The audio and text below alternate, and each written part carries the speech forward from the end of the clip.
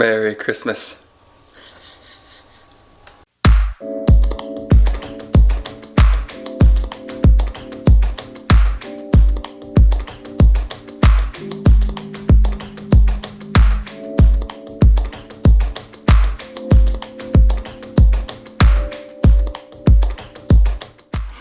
If you eat 10 of these, for every cookie that you eat this Christmas, it won't make any difference.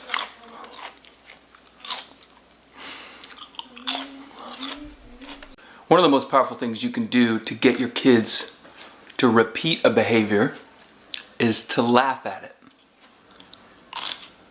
I was at a concert the other night, watching a little kid with her older siblings. The worst behaved kid.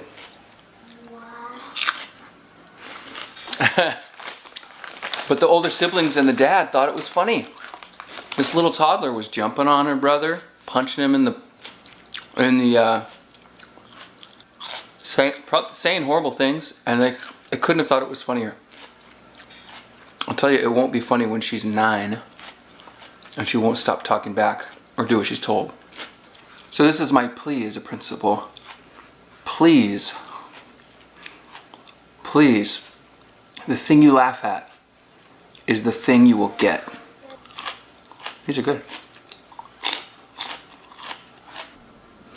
There's a few things that I want to talk about that if you let them into your parenting and into your family life, I have seen them take hold of and really send sideways kids' lives.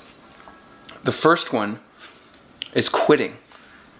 You know, just a little bit of quitting. Sometimes you see it as like being late for school a lot, or quitting the music production because you don't like music or something like that. Once they start quitting, it is hard to stop. And what you see is they begin to want to quit everything. It's like they get a taste for it. You know, like when the dog chases the chickens. Yeah, quitting is like that. What you're trying to do is build a kid who's resilient, who can overcome difficulties, like sports teams they don't want to be on or whatever, and they can solve problems. But what I've seen is parents who think it's cute or funny when their little kid gets angry or says horrible things. And I remember being a middle schooler, I thought it was funny to get toddlers to cuss. But when the parents are laughing or giggling or holding their breath, think, oh, the kid won't notice that I'm doing this. They'll notice, man. They notice, oh my gosh, and they crave it like a drug. And literally, it's like a drug, that kind of attention.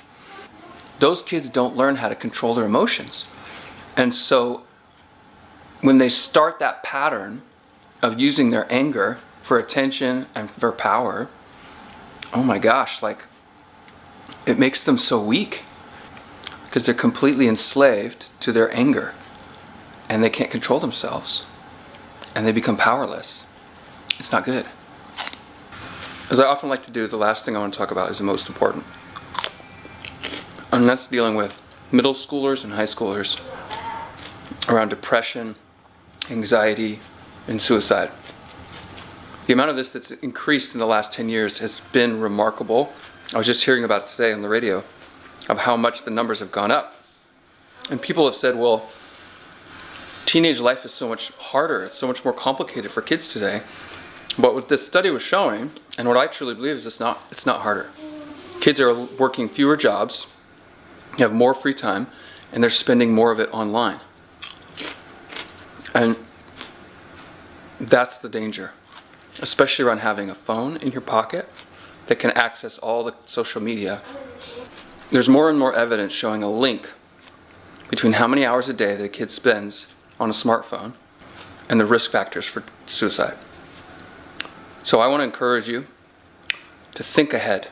Think ahead about what your kids got and learn to say no. Say no to the bad behavior now so that they can grow up to be in control of their lives. And for the love of God, don't give them smartphones when they're in middle school. Don't. Please don't give them smartphones when they're in middle school. My name is Luke. This is Parent Academy. I want to say Merry Christmas. Thanks for listening. I hope it helps.